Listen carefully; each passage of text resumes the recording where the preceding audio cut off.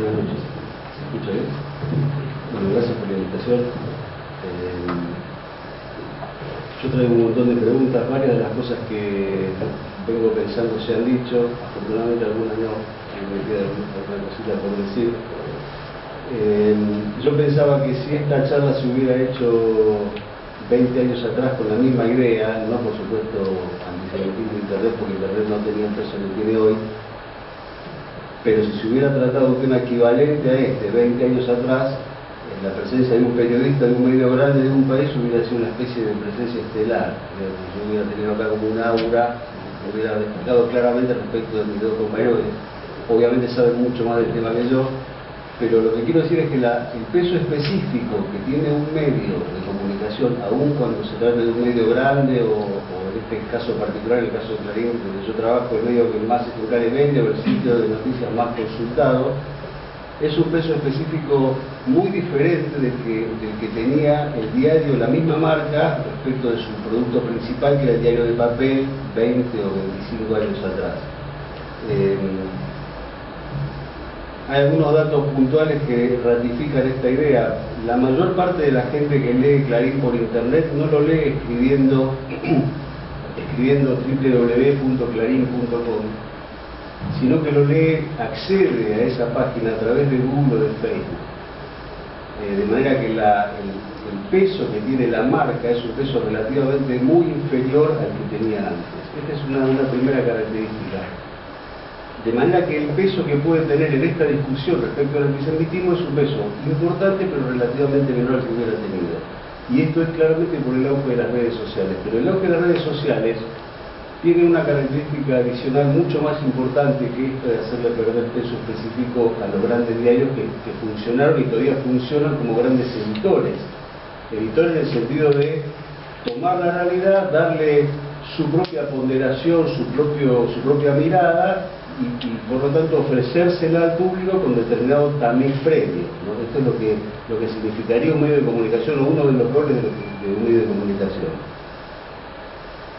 El peso específico de los medios tradicionales es mucho menor, y una cosa que ha cambiado tanto como eso o más que eso es que si hubiéramos tenido esta misma charla mucho tiempo atrás, la descripción que hubiéramos hecho respecto al proceso de comunicación, el proceso de producción y de consumo de noticias, hubiera sido una descripción totalmente diferente a la que escuchamos o asistimos o protagonizamos en realidad ahora. El proceso de construcción y de circulación de noticias era un proceso unidireccional, en el que los medios de comunicación, sin la existencia de Internet, y aún cuando comenzó Internet, pero básicamente los medios de comunicación, y uno piensa en los medios de papel, los medios tenían una mirada de la realidad y una propuesta de la mirada de esa realidad hacia la gente.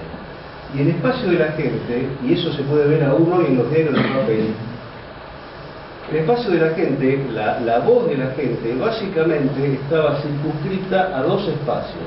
Uno es la carta de lectores, un espacio primero absolutamente pequeño y segundo absolutamente sesgado, porque aún las cartas de lectores están seleccionadas, no quiero decir intervenidas, pero sí seleccionadas por el medio de comunicación, que a medida de la cantidad de cartas que recibe, elige publicar algunas y por lo tanto elige no publicar otras. Y a lo sumo el medio de comunicación será lo suficientemente amplio como para traducir en esa página del diario más o menos la proporción de cartas que recibió a favor o en contra de determinado tema. Esa era la primera presencia concreta del consumidor de noticias, solamente en tanto receptor.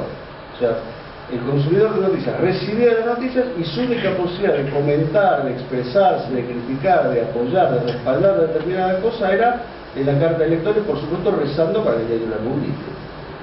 Y la segunda voz, la segunda instancia de expresión del lector era siguiendo comprando, dejando de comprar el diario.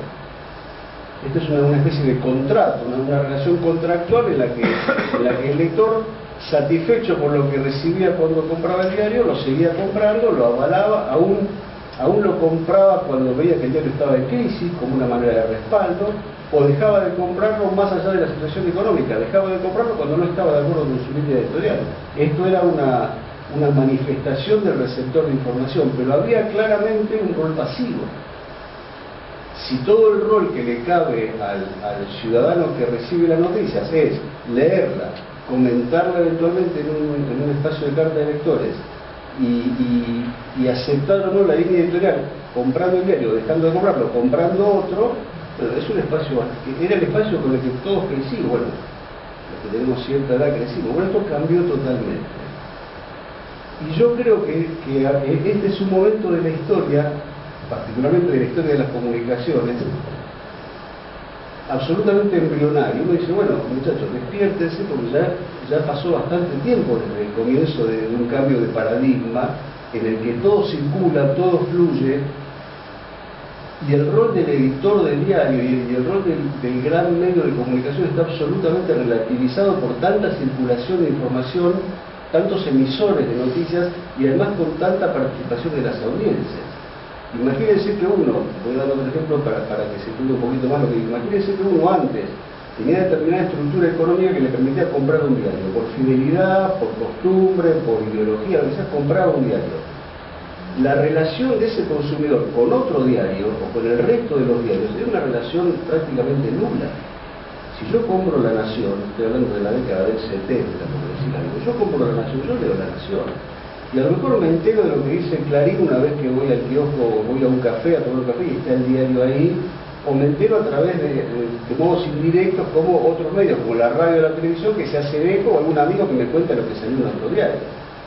Ahora, la circulación de esta información de la que yo hablo, no solamente le da un rol muy activo, definitivamente activo a las audiencias se expresan constantemente desde el punto de vista de la voz y también desde el punto de vista económico, pero además les da una participación tan activa a las audiencias como para poder comparar todo el tiempo lo que produce cada medio.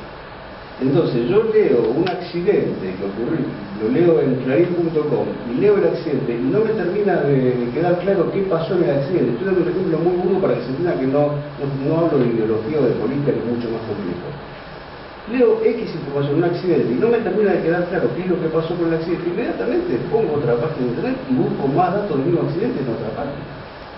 El consumidor ya tiene la posibilidad de no casarse con nadie en el momento de consumir información. Lo que digo en esta fotografía de la historia de las comunicaciones es que los medios estamos ante un gran desafío y recién estamos empezando a acomodarnos a un montón de desafíos, básicamente dos desafíos, tres desafíos. El primero no viene al caso, es un desafío económico. ¿Cómo hace uno para sostenerse económicamente si el que usa internet no paga? Pero este es un desafío que nos excede a nosotros largamente. El segundo desafío es ¿qué hace uno? ¿Cómo empieza a asumir uno desde un medio de comunicación grande, cualquiera que sea, que perdió ese rol que tenía de editor?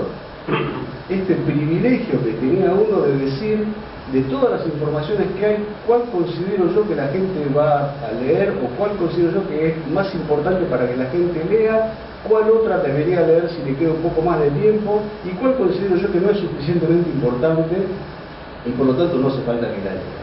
Este rol casi tiránico que tenía la edición periodística está absolutamente en crisis, porque está todo ofrecido al mismo tiempo y porque los diarios conviven y compiten con los grandes buscadores de noticias, con Google, con Yahoo, con notas recomendadas de Facebook, con Twitter. El que sabe usar mínimamente Twitter, con poner un hashtag, ¿no?, el numeral y la palabra de la cual uno quiere saber algo, se va a encontrar con una sábana interminable de noticias. Obviamente no discriminadas por idioma, pero uno, si tiene una computadora más o menos moderna, va a empezar a leer rápido y va a empezar a enterarse de cosas vinculadas. Uno pone la palabra Israel con el hashtag y si uno abriera ahora Twitter no terminaría nunca de leer noticias vinculadas con esto, noticias, reflexiones, verdades, mentiras, exageraciones, blasfemias, campañas, todo lo que quiera. Entonces el rol del editor, el rol del que decidía, los que decidíamos tan presuntuosamente qué iban a leer nosotros y cuán importante y cuán accesoria es cada una de las noticias, bueno, nosotros lo perdimos. Y estamos tratando de hacer ese vuelo. En este momento estamos. Y el tercer desafío, el primero es el económico que no viene al caso, el segundo es el de la edición, y el tercero es, nosotros estamos absolutamente acostumbrados no solamente a editar, sino también a que el discurso fuera llevado hacia el otro y no ida y vuelta, solo ida. Nosotros hacíamos un diario, donde el producto central de estas empresas era un diario, nosotros hacíamos un diario, el diario se ponía en la calle, nos volvíamos a juntar a la tarde siguiente para hacer otro diario, y lo que decía la gente respecto de ese diario, insisto, carta de lectores o compro o no compro más el diario, pero el contacto con el fluir de la información era en un único sentido. Acá tenés lo que yo pienso que pasó, acá tenés lo que pasó con mi mirada, con mi seco, con mi intencionalidad, y vos lo que sos es un receptor de lo que yo te digo. Ante estos tres desafíos, y uno de los tres es el que nos atañe acá básicamente, que es el de las audiencias, ¿qué nivel de preparación tenemos los que hacemos los medios grandes de comunicación? ¿Qué nivel de preparación, con qué nivel de preparación afrontamos este desafío para el cual nunca estuvimos preparados en lo más mínimo? No sabemos qué hacer con esto. Nunca supimos y estamos tratando de hacer, y es obvio que en este tránsito, en este trato, en este intento por hacer algo, se cometen un montón de errores y son mucho más los errores que los aciertos. Si todo lo que hacíamos nosotros como editores era darle una página al correo de lectores y encima elegíamos las cartas que publicamos y encima por cuestiones de espacio cortábamos las cartas que publicamos, porque lo seguimos haciendo. Porque escribió una vez una carta de lectores en un diario, sabrá que no sale generar la carta textualmente la que uno escribió, sale cortada con un criterio lo más prolijo posible, pero sale cortada, esa tiranía del espacio. Bueno, ese era el espacio que había para el receptor de información, para el lector. ¿Qué hacemos con esto? Entonces la nueva estructura de los medios de comunicación electrónicos, básicamente de Internet, y de los diarios adaptados a ese mecanismo del diario electrónico, consiste en una cosa natural que es, publico la nota y abro un espacio para comentarios. Y de la mano de eso, como una cosa de acto reflejo, lo que planteaba recién Sergio, y con lo que yo obviamente acuerdo, de la mano de eso viene una idea del editor de diario, de respeto por la libertad de expresión, de pretensión de que a mí como diario me dejen decir lo que quiera, y no me presionen, y no me aprieten, y no me corra con el tema del papel, y no me corra con el tema de la publicidad oficial, me dejen expresarme libremente. Con esa misma idea, uno parte de eso y a lo que tiende, a lo que propende es a dejar que el lector, en este caso internauta, el lector por internet, se exprese libremente también. Entonces se llega a un esquema informativo, un esquema comunicacional en el que uno elige una noticia, todavía tiene algunos criterios de estos de ediciones, de qué publico, qué no publico, reducido respecto de antes, porque cualquiera tiene acceso a cualquier otra cosa, y abro el juego a comentarios para que el lector se exprese libremente. Y inmediatamente me aparece la primera señal de alerta, que es ojo con la censura, esto es un medio abierto, libre, exprésense tranquilos, sean responsables, pero exprésense. Y con algunos matices, esta es la fotografía que vemos hoy en los sitios de internet de los diarios online. Esto es lo primero que hay que decir. Ahora, cuando uno dice esto, dice, a ver, ¿y cuál es la responsabilidad del medio? El medio se va a amparar en que lo agarró un estadio muy particular de la historia de las comunicaciones, entonces no tiene más remedio que abrir el juego y dejar que todo se publique y sentirse tranquilo con su conciencia y preparar la próxima nota para que la gente vuelva a expresarse y haga uso y abuso de su libertad. Bueno, no debiera pasar esto. Obviamente el medio de comunicación no puede hacerse distraído y tiene una responsabilidad.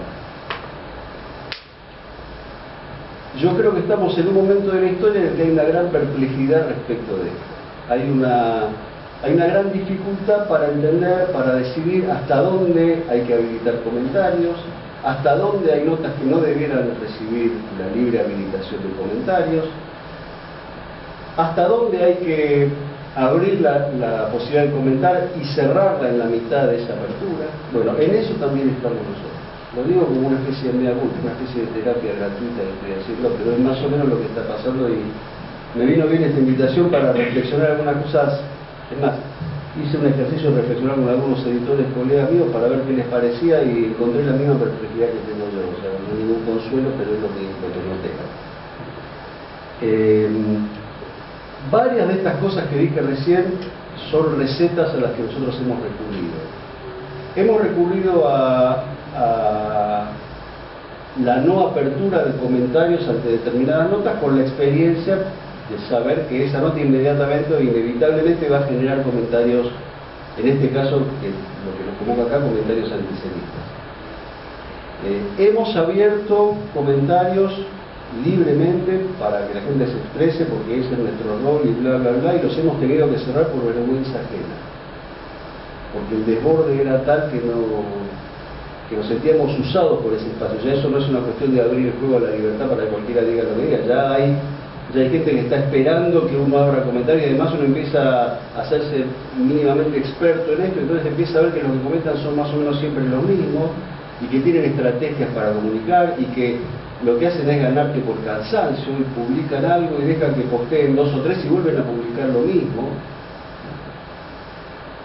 Entonces hay comentarios que directamente no se abren, hay comentarios que se abren y se cierran por la virulencia de los participantes. Hay un avance en el tema de la identificación, o el intento de identificación, esto también lo habrán visto, en el intento de identificación de quién comenta, para mí con pobres resultados, porque al que comenta le basta con abrir una cuenta en Facebook con un nombre ficticio y más o menos ser prolijo para Facebook, lograr que esa cuenta no se le cierre y a partir de ahí comentar, y uno no puede hacer otra cosa que identificar a una persona que no es, porque esa persona que se presenta no es la que en realidad comenta, sino es la construcción de un personaje. En eso estamos también, en una tarea de ensayo y error, a mi criterio, con más error que ensayo, con más frustración que éxito. En esa etapa estamos. Ahora, algunos conceptos adicionales. Primero, uno se replantea todo el tiempo este tema de la libertad de expresión. Uno dice, como dije recién, uno no puede tomar como emisor del mensaje, que ya no lo es más, ya no es el único emisor, uno no puede tomar el concepto de libertad de expresión solo para pretender poder seguir diciendo lo que uno quiere. Si uno cree en la libertad de expresión, tiene que abrirla para que de verdad la use todos, y no solamente yo usarla para decir lo que quiere y quejarme si a mí un tercero no me deja hablar. Este es un tema. Ahora, yo puedo hablar de mi propia responsabilidad en el uso de la libertad de expresión. ¿Qué hago yo cuando yo le abro mi medio para que otro use irresponsablemente esa libertad de expresión? Entonces yo creo que uno no, como medio, y nos ha pasado, no nos debiera temblar el pulso para cerrar a comentarios. Es más, hemos hecho también la autocrítica, y yo la hago ahora, se ha sido a veces, y no ha pasado solamente con Clarín, lo vi en día los colegas también, se ha sido más celoso a veces con el cuidado de los comentarios que atañen a columnistas del diario, en temas políticos, por ejemplo, en temas económicos, que lo celoso que se debió haber sido en el tema de comentarios, por ejemplo, del conflicto árabe, o básicamente del antisemitismo. Se ha sido más cuidadoso con algunas firmas de columnistas estrellas de Clarín, y no solo de Clarín, que con apelaciones al holocausto, al nazismo, a los judíos y el Gabón.